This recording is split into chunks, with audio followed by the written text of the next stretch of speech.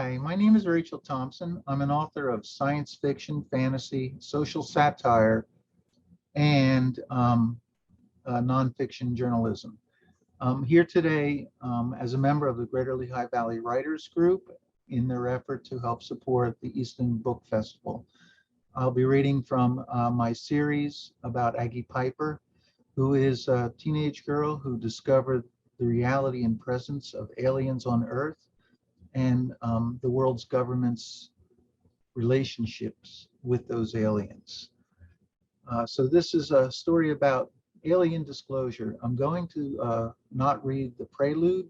I'm going to go read the first chapter of the Aggie Piper series. This is chapter 1, Monday, December 10th, 3:15 p.m. School was letting out, but not for Aggie Piper. She sat in Key West High School's main office reception area, pushing long blonde bangs over her face. Still, she could not hide. The front office had big windows. It should be really hot, but the air conditioning was blasting as usual. A sunbeam lit her dress, but all she felt was cold. Miss Prague's wrath seeped into the waiting area like a melting slushy. Aggie sank deeper into her cold steel chair. 5'10" tall, she still managed to scrunch down to 3 foot small. The dismissal bell rang. Billy Barnes strutted out of the hall that led to Prague's office. He had that annoying bounce in his step. I hate jocks. Billy opened the reception area's door and shot her a smug look that said, "You're in for it now, bitch." He flipped her off and left. As usual, nobody saw it but her. The hallway flowed with a river of kids. Billy slimed in and swam off. 10 minutes later, one of the secretaries leaned over the orange Formica counter and announced, "You're up, Miss Piper." "Miss Prague's going to kill me," Aggie whispered. Aggie hesitated, brushed her sundress flat, stood taller, raised her shoulders, and pushed her hair out of her eyes. "Keep it together. You need that scholarship bad." But by the time she arrived at the principal's office door, hair was back in her eyes and shoulders reslumped. Miss Rich Parent Kiss-Ass was a tiny woman with short brown hair, an English accent, intense hazel eyes, and a serious small man complex. Prague motioned Aggie to take the hot seat. "Agatha Piper," the Terminator began. "Don't say a word. I don't care who started it." "But Miss Prague, Billy tripped Jimmy and—" "Enough," the principal said. "First, although Billy is admittedly a bit rougher about his perimeter, that doesn't give you a constable's license. He is not an expert in karate or whatever fighting art it is that you do. Do you not know I could have you arrested?" The Terminator leaned back into her chair and crossed her tiny arms. Prague looked like T-Rex considering her next meal. Aggie bit her lower lip hard. She wanted to say how much T-Rex hates push-ups. "Remember all the trouble you started this past time? If there hadn't been witnesses—" Aggie remembered it all right. Billy took a swing at her. She caught his fist and slung him into a locker, breaking his nose. "It wasn't my fault." She trained to react. It's reflexes. Too bad it happened a day before the Thanksgiving football game. Billy didn't play well at all. Who would with a busted face? Everyone hated her for that one. "I should have had you arrested if not for that confounded lawyer mother's of yours," Prague said. "But I didn't attack him. I deflected his blow. That's all. And—" "It doesn't matter what he did," Miss Prague said, standing up. "Every time there's a spot of trouble, you are in the thick of it." She leaned forward with knotted hands on her desk. "Why must you reside within every quagmire? You, with an unfair advantage, ought to know better." Aggie stopped listening. "Unfair advantage? Billy's parents have the PTA bought and paid for. He gets away with everything." She bit her lower lip, drawing blood. Anything to keep the wise-ass remarks inside her head from spilling out. Why'd I have to clock the big deal football guy? What have you to say about that? Brady said. I should have learned how to throw a football. Oh, crap. Miss Praggy did a classic double take. She got the sarcasm. Crap, crap, crap. It's a bloody shame. You don't apply yourself. Your teachers complain that you barely engage in class activities.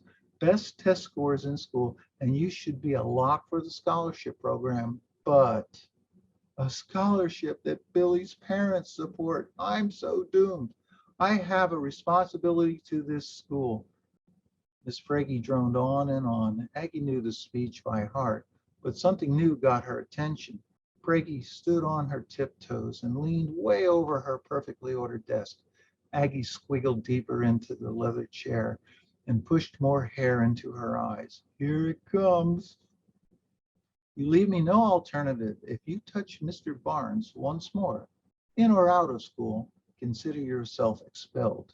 Furthermore, I've stricken your name from the scholarship program until you demonstrate avid participation in class.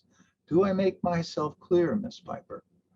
Aggie almost choked. No way, it's social suicide. But I know more than my teachers. The kids will think I'm showing off. Everybody hates a know-it-all. The facts were useless. Aggie shut herself up for a change. I see. Shall I expel you now then, if you like? Miss Praggy's voice was cold acid. You have credit enough to graduate. Your expulsion won't upset my graduation ratings. As for the scholarship, there are other low-income students qualified, and I dare say more deserving. What will it be, Miss Piper? File in or file out? Aggie felt crushed by the weight of unfairness. She had no options. I'll do my best, Miss Praggy. I won't cross the line. See that you don't. You are dismissed. Aggie slunk out of the principal's office, feeling lower than whale poop. Mom's voice echoed in her head. Head up. Tall girls shouldn't diminish themselves. Be proud. Yeah, right. She didn't go to her locker. She never carried books. Read them all at sophomore year. She went directly to student parking, walking across the lawn, head down, counting blades of dried grass. Reaching the pavement, she looked up. Her Pride and Joy scooter had been tipped over again. If it were some ordinary old scooter, she wouldn't have cared. But Daddy had fixed up this 1962 Vespa just for her. It was really cool. Made in Italy, the Vespa had a 125cc two-stroke motor and a 3-speed transmission, and it was the fastest scooter in town. Of course, it was illegal, but it looked like a 50cc bike. Daddy and she kept that fact secret. Daddy loved putting it over on the man. He'd have been the greatest dad ever if he wasn't so stuck on his stupid flying saucer crap. She uprighted her scooter while pushing thoughts of rightful vengeance down. If I didn't want college, Billy Barnes, I'd mess you over so bad. She kicked the motor over. Despite flooding, Robin started right up. It smoked a lot. It always did when first started. She checked it out while warming it up. No new damage. The Robin's egg blue bodywork was already full of dents and scratches, but she was still mad as hell. Rich kids and jocks get away with everything. Billy had both categories covered.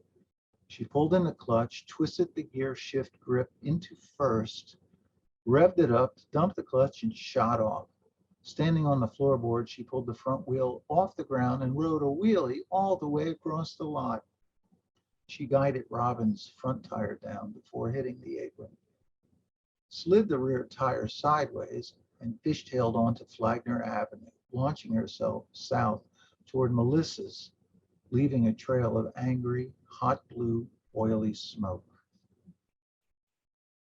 And I thank you for listening, and I thank you for participating in this book fair, and I hope to see some of you listeners at the Greater Lehigh Valley Writers Group. Thanks again for coming along.